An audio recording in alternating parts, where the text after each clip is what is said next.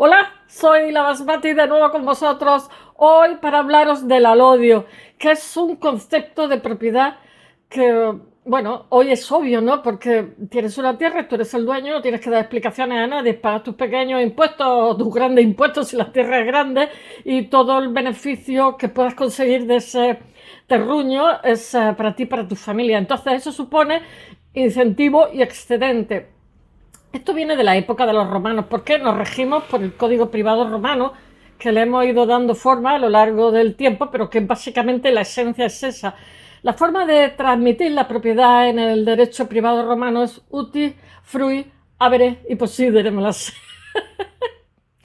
Bueno, pero hoy lo que quiero remarcar, hablando de este concepto, es que lo que nos parece obvio, que tú seas dueño y señor de tu propiedad, en otro tiempo, pues no, como en el medievo, no lo fue. Pero a pesar de todo, os voy a hacer un pequeño repasito, ¿no? A pesar de todo, el alodio, aunque era beneficioso y de alguna manera no permite, mina el medievo, el concepto de propiedad medieval, donde una serie de señores eran dueños de todo y te permitían cobijarte, salvar la vida en su castillo, pero a cambio eras siervo de por vida, nacías siervo y morías siervo, ¿no?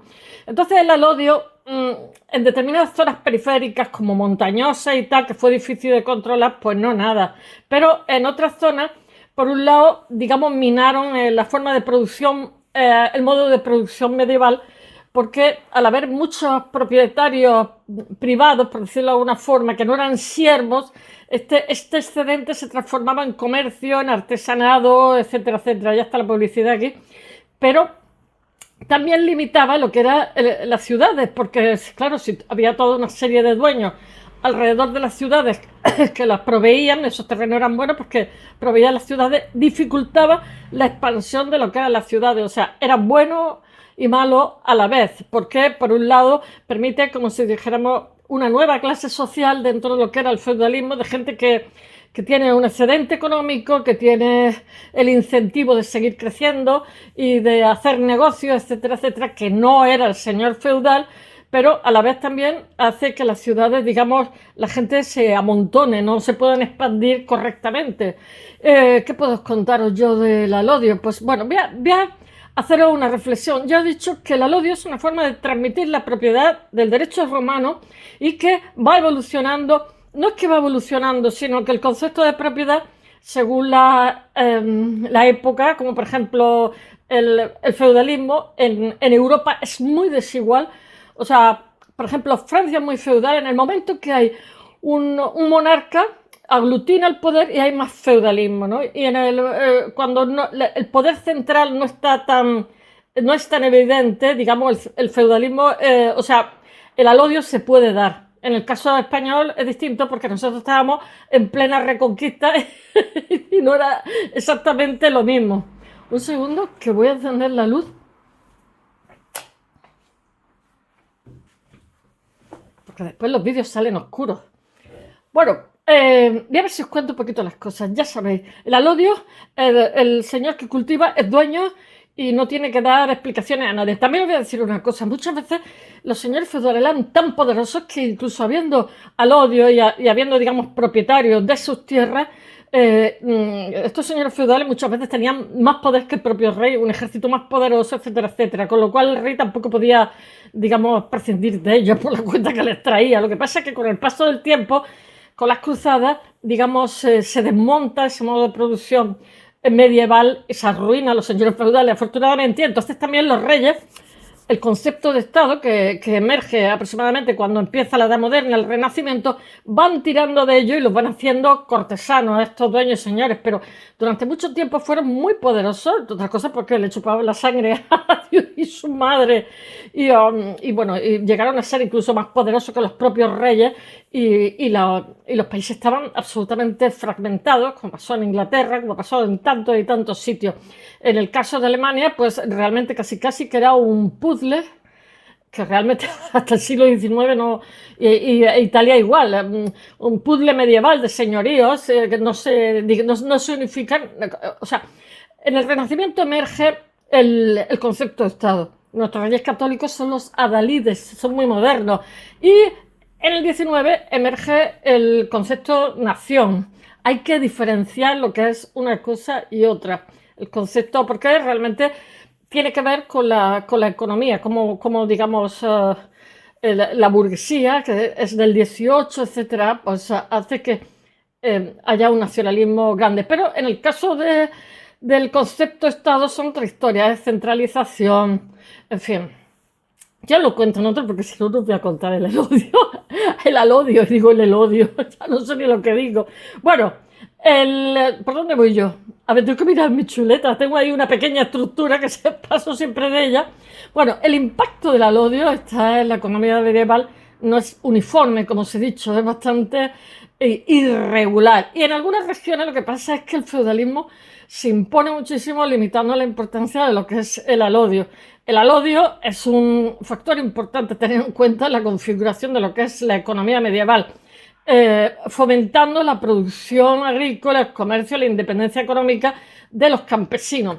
Mirad, os voy a decir una cosa, en el países en desarrollo, pues vosotros podríais decir, oh, qué bien, ¿no? Podemos invertir y a lo mejor podemos tener una tierra grande y tal. Bueno, pues muchas veces lo desaconsejan precisamente por esto mismo, porque tú puedes comprar un terreno grande o tal, escriturarlo, etcétera, etcétera, que dice que es tuyo, y de pronto viene un señor de la guerra o yo qué sé, un no sé qué, y dice, oiga, esa casa y ese terreno es mío y no tenemos nada que discutir y ya se está alargando. Y las cosas son así, o sea, digamos, esa seguridad en las inversiones y tal. Por eso cuando los países, digamos, alcanzan ciertas cotas de desarrollo, para tener inversiones extranjeras, lo que hacen es garantizar el que esas inversiones no se toquen, porque no os creáis que a día de hoy siguen pasando en muchos lugares de la tierra, y yo me imagino que en el medievo tú eras un señor propietario de tu tierra, te venía el señorito de turno y te decía, no, mira, lo que es tu tierra hoy es mi tierra ya. Y si quieres sigue aquí de siervo, me paga un vasallaje y bueno, y conservas tu vida que ya es mucho. Bueno, ya ves, se sigue hablando del elodio hoy. Bueno, que cuanto el elodio, os voy a decir, el alodio, perdón, es un concepto absolutamente jurídico que se refiere a una propiedad inmueble. O sea, estamos en el concepto de propiedad. Mirad, eso que os he contado de las ciudades, pues hoy día el bien general, bueno, el tiempo de los romanos también, ¿no? El concepto de expropiación, o sea, tú tienes un alodio y entonces te dicen, mire usted, respetamos tal, le vamos a dar un dinero por esa tierra porque nosotros vamos a expropiar, que es lo que hacen los ayuntamientos, aceptar cuando se necesita algo. O sea, el bien general siempre está por el bien particular. Lo que ocurre es que en estos vericuetos, en estas grietas de algo que en realidad busca el bien común, muchas veces lo que pasa es que se busca el bien particular de quien sea, que lo compra a precio de saldo y que además tiene información privilegiada y sabe que esa tierra va a ser, digamos, va a pasar en su calificación de rural a urbana, con lo cual multiplicará lo que es su valor por el metro cuadrado y entonces pues lo que habrá pagado al pobre agricultor será nada, porque además le habrá pagado forzosamente, no podrá decir esta boca es mía. Y son estas cositas que pasan, que además de eso, digamos, para reclamarle a estas grandes instituciones, tienes que tener muchísimo dinero, muy buenos abogados, y juicios te den, como dicen los gitanos, y los ganes todos. De momento pierdes, en fin. Pero bueno, el concepto de expropiación, y como el concepto de fundación en el derecho privado romano, no es una mala idea, porque obviamente si ese concepto de propiedad también muchas veces se discute, ¿no? En los temas económicos, la gente con el comunismo, con el no sé qué, con el no sé cuánto, no. Los países más desarrollados de la Tierra son escandinavos y el 75% es socialista. O sea, quiero deciros que no hay un concepto de que te vamos a quitar nada y te vamos a robar nada, pero obviamente el interés general siempre tiene que estar por encima del particular y este señor que le quita la tierra, pues que se le indemnice bien y no las chapucillas que hacen nuestros ayuntamientos de por aquí, que le pagan 4 perrillas y allá te apañas. Y después me quedo yo con eso, lo vendo, o sea, se califica como urbano y me hago rico, que son las cosas que suelen ocurrir. Bueno, vamos allá. Bueno, no sé lo que deciros. El propietario de un alodio es el dueño total y exclusivo de su tierra y no tiene que tener ningún tipo de tributo o servicio a un señor feudal. Bueno, eso está claro, pero hace ya bastante que pagamos impuestos porque, entre otras cosas, queremos que haya buenas carreteras, queremos que haya buena sanidad, queremos, bueno, España es el país que más, digamos, evade el fisco y no tenemos la mayor presión fiscal. 90.000 millones no llegan anualmente al... Aquí roba desde el rey hasta el último siervo. Porque, bueno, no sé cuáles son las razones, pero tenemos una tradición horrorosa. Porque, entre otras cosas, pues tendríamos una mejor enseñanza, que es el mayor dinamizador social, tendríamos mejor sanidad y obviamente tendríamos mejores carreteras. Y eso que la Comunidad Económica Europea nos ha hecho una red viaria que es maravillosa. Por eso quiero deciros que ese concepto que dice la gente, yo no quiero pagar impuestos porque quiero ser libre, que tal más cuadro, bueno, pues vale, cuando te pongas malo, pues te pagas tú el hospital. Y cuando tus hijos sean de edad escolar, te pagas tú el colegio y yo qué sé, y tantas cosas. Que parece que es que el concepto de libertad es no pagar, ¿no? Bueno, sigamos con el alodio. Entonces, las características del alodio son la libertad. El alodio es una propiedad libre, no está sujeta a ningún tipo de servidumbre o vasallaje. Bien por ello. Se hereda y se transmite de generación en generación por vía hereditaria. Y la completitud. El propietario del alodio tiene todos los derechos sobre la tierra, incluyendo el derecho a usarla, disfrutarla, uti fruit, habere y possidere, y disponer de ella. Latín. Bueno, esto es tan antiguo casi. Bueno, como la humanidad, ¿no? Pero casi. Bueno, un poquito sí. El neolítico estaban ya por ahí. Bueno, el concepto de alodio tiene sus raíces en la época romana, como os he dicho, donde existían formas de transmitir la propiedad que eran similares. Pero, sin embargo, fue durante la Alta Edad Media cuando esto se hizo candente, cuando el alodio adquiere bastante relevancia porque tenemos a los señores feudales que todo es mío. Especialmente, pero es que también facilitó, aparte de Carlomagno, y también como pasó en España, que después de la Reconquista el rey no tenía capacidad ni económica, ni militar, ni nada y entonces, cuando todos los países salían del medievo, pues nosotros entramos en el señoritismo, que es como otro medievo, o sea, el Renacimiento para allá, y así llegamos al siglo XIX, que estábamos caninos. O sea, porque como sí, la conquista, se ha conquistado toda España, tal más cual, pero claro, el rey no tiene capacidad para mantener eso, que es lo que hace, reparte todo el país en 4 manos. Los grandes de España, los Medina Zara, los duques de Alba, no sé qué. Entonces, estos podían ir recorrer España sin salir de sus propiedades.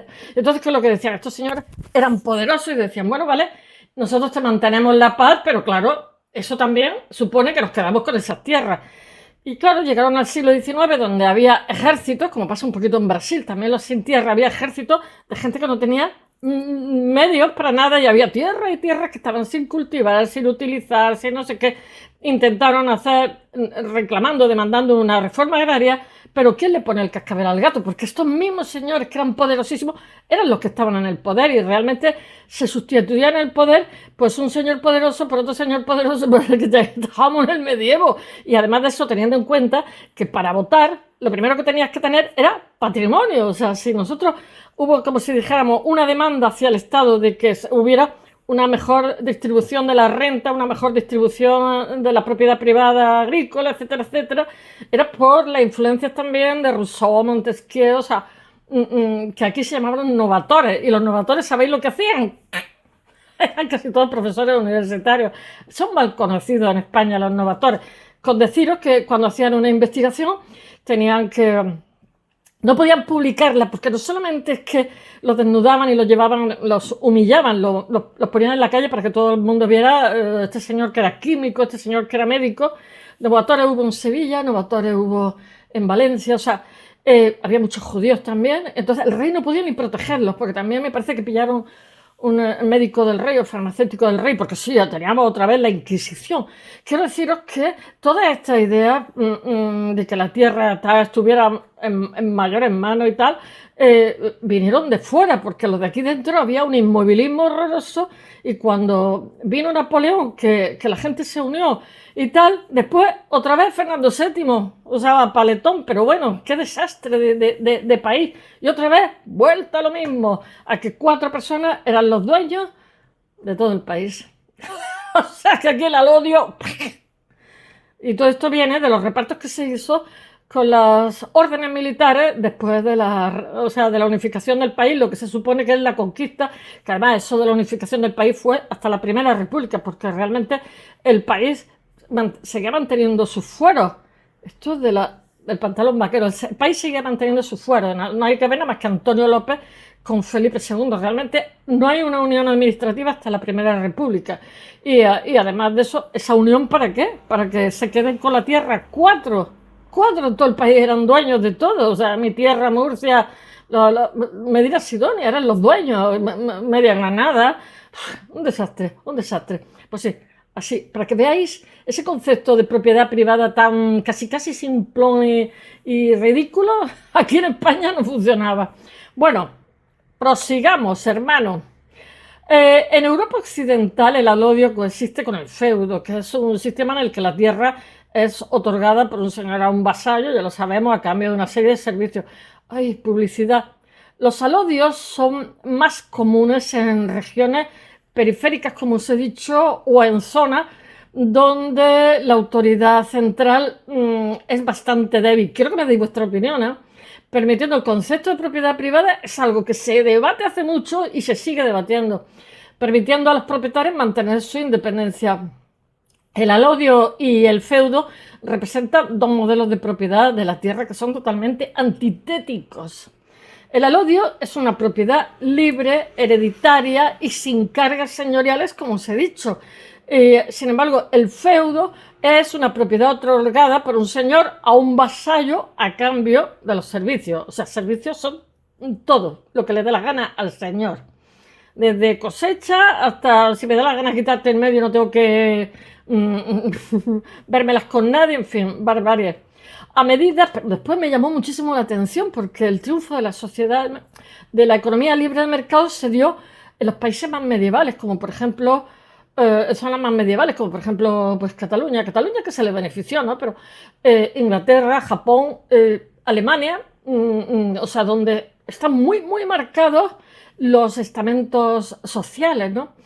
A medida que el feudalismo digresio, hoy es día de digresio, a medida que el feudalismo se consolida en Europa, el alodio va perdiendo terreno. Muchos propietarios de alodios se ven obligados a someterse a la protección de un señor feudal para garantizar su seguridad, lo que implica asumir cargas y obligaciones feudales.